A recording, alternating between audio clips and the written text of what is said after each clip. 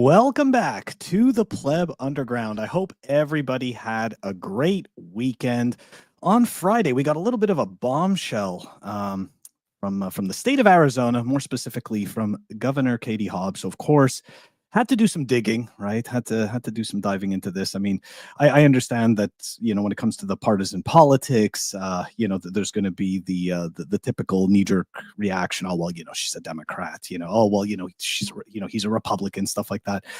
But maybe this kind of has to do with a little bit more than that, right? The vetoing of this strategic Bitcoin reserve bill. Anyways, we're gonna dive into it. Before we do, though, quick word from the sponsors. I'll be right back.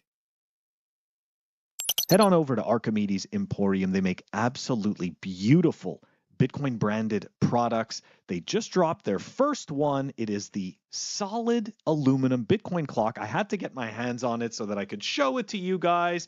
Take a look. Really, really nice piece. Beautiful craftsmanship. Head on over to archamp.co. The link is going to be in the show notes. That is Archimedes Emporium. Head on over there. Stance, though her position on the crypto bills remains unclear. If signed into law, the legislation would allow Arizona's treasurer to invest up to 10% of state-managed funds, potentially $3 billion worth, into digital assets, outpacing federal efforts to create a similar reserve. The bill's fate hinges on Hobbs, who has the highest veto rate among U.S. governors in Arizona's history. The Phoenix New Times reporting Hobbs vetoed over 200 bills since taking office, with 143 vetoes in 2023. Okay, so that was on the 29th, right? And on the 29th, people were still pretty hopeful about what was going to happen, and then unfortunately, that's right. Unfortunately, this ended up dropping. That he has vetoed the state's strategic Bitcoin reserve bill. And this is the interesting part, right? Arizona's retirement funds are not the place for the state to try untested investments like virtual currency.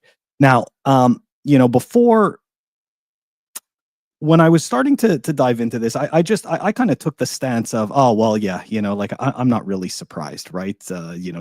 She's a Democrat and that's it, but that's kind of, that's kind of a BS kind of write-off, because the reality is that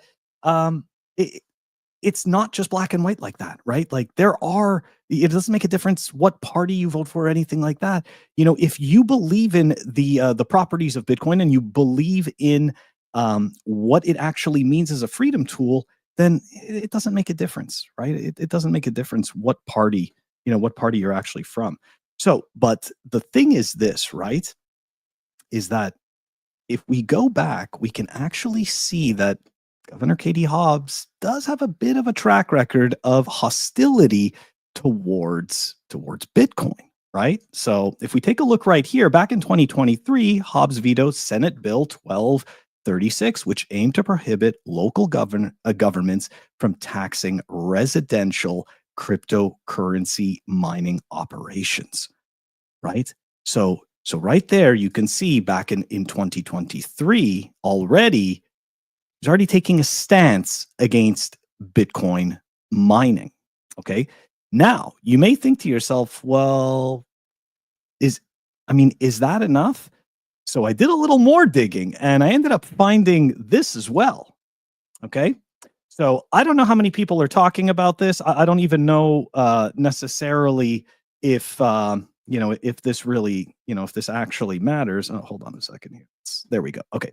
So here we go. Former director of engineering at FTX, Nishad Singh, testified Monday afternoon that he gave signed blank checks to a team led by Sam Bankman-Fried's younger brother, Gabriel Bankman-Fried, which were used for political contributions. Interesting stuff. Okay. Now, on October 28th, 2022, just about 2 weeks before the collapse of FTX, Nishad Singh donated $4,500. It doesn't seem like much, but it doesn't make a difference, right? The point is that it came from FTX. These were blank checks, and it went to the Hobbs campaign. And then the race was decided a week later by less than a percentage point.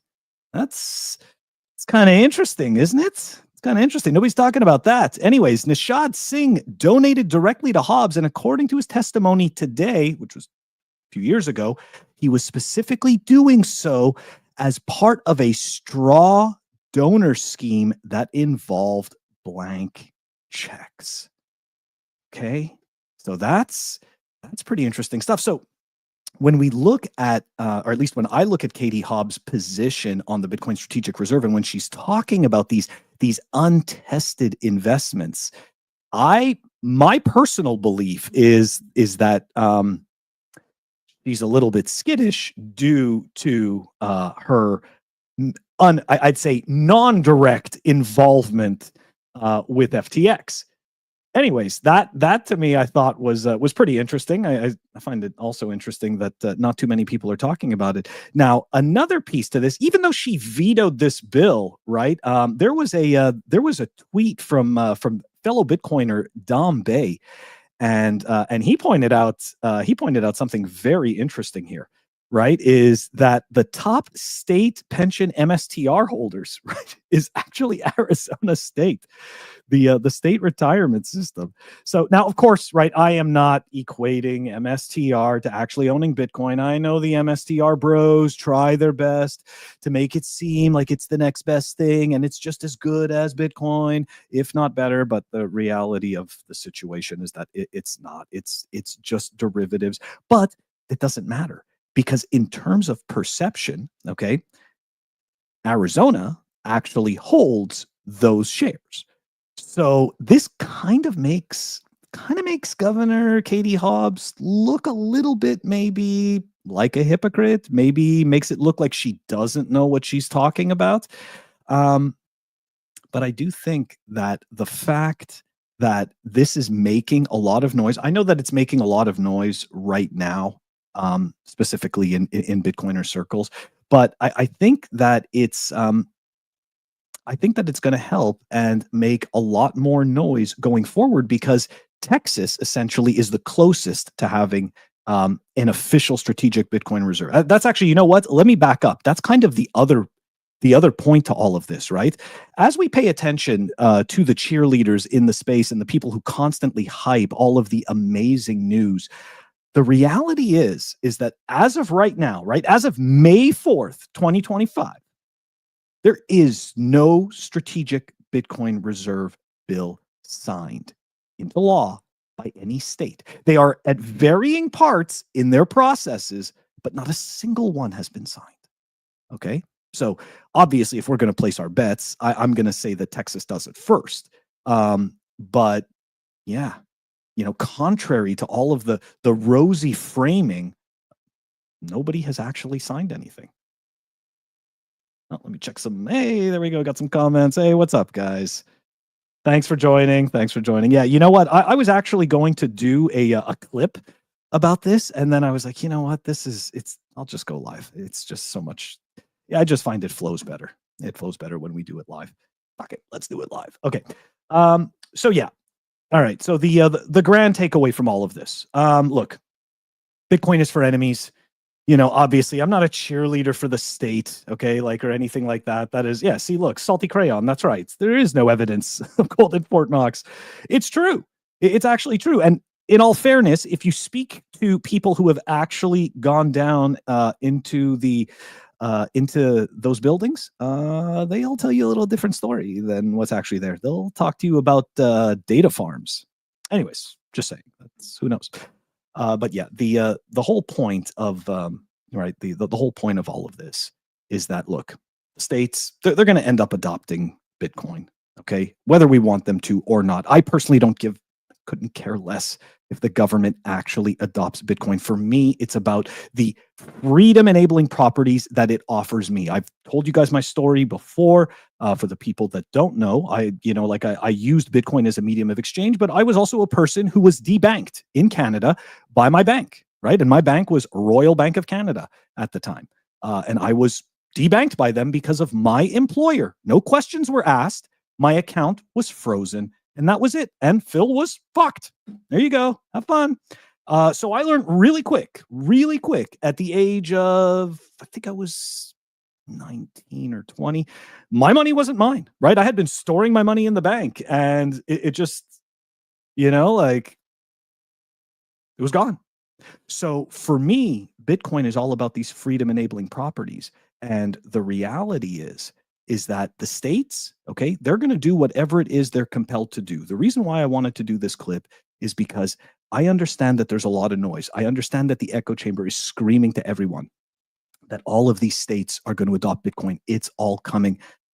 Look, these processes are very slow. Okay. The government is very slow. Something I learned in the corporate world is that the bigger the ship, the slower it is to steer and turn. Okay. And so you got to imagine the government is like the biggest ship. Okay. That takes the longest to steer and turn. So the reality is that, yeah, some of these bills are going to be successful in the future. And you know what? There are going to be some states that do actually hold and accumulate Bitcoin. And those states may end up doing something good for their constituents. Okay. But make no mistake, you're right. States holding Bitcoin, they're not holding Bitcoin for you.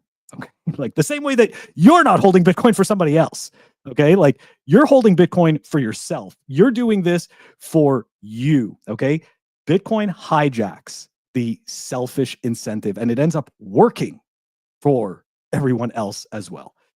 Anyways, guys, yeah, that's really all I wanted to cover today about the about the Bitcoin bill. I'm kind of not surprised, like I said, that Arizona rejected it. I was surprised about the FTX ties. I guess I'd say not surprised that nobody is really mentioning it, but I do think it matters. Hold on a second here. What's Salty Crayon saying? It's like an aircraft carrier. Yes, exactly. Right? And it moves slow. So anyways, yeah, guys, that's all I wanted to talk about today. It's too bad that Arizona, the governor vetoed the bill. What are we going to do? We're going to wait for the next one. We're going to wait to see what Texas does. But make no mistake, right? Bitcoin is unstoppable. And like I said, it hijacks our selfish incentives and they end up working for everyone else. Guys, I hope you have a great week. I'll catch you either tomorrow or Tuesday.